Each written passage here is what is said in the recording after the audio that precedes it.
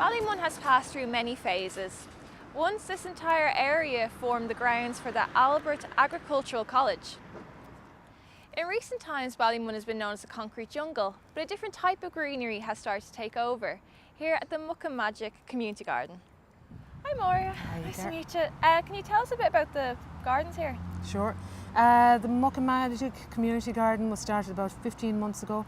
The idea came up at the first Ballymun Garden Club meeting. A couple of the members identified this site, and the first week of March we entered the site and literally broke ground. So we cleared this area behind us, built some raised beds. We have a series of about 8 raised beds, got a donation of some compost from Dublin Zoo and got started from there. So we started gradually. We put in potatoes, cabbage, lettuce, beetroot, a whole selection of vegetables. So what kind of funding or support would you get from Dublin City Council? Dublin City Council have been hugely supportive. It have Ballymun Regeneration Limited. They're very supportive of the whole notion of community gardens, I think right across the city, particularly DCC right across the community. Yeah. We don't really need a huge amount of funding because we recycle a huge amount. Our garden shed is made from recycled pallets. The beds behind you here are all trimmed with all recycled wood. Yeah. But obviously plant material, seeds, bamboo, little things that it is important to have an ongoing, I suppose, funding source. Yeah. It's great to hear. Could you show us around? Sure, be delighted to. Great. Is this rhubarb behind us? It is. It's part of our soft fruit area, so it's coming on beautifully. And the rest of the bed then is all soft fruit like gooseberries, black currants, white currants, red currants.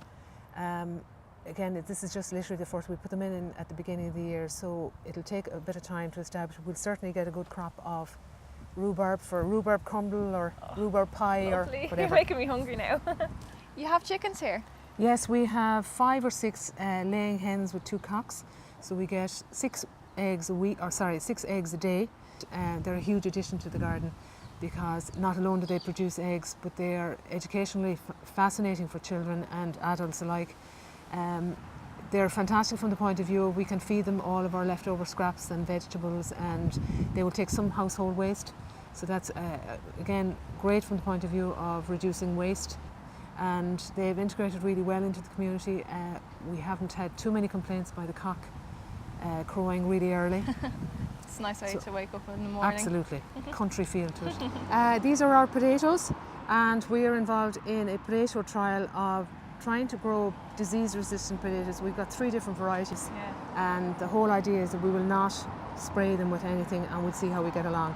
But it's trying to get away from the whole notion of going down the genetically modified route.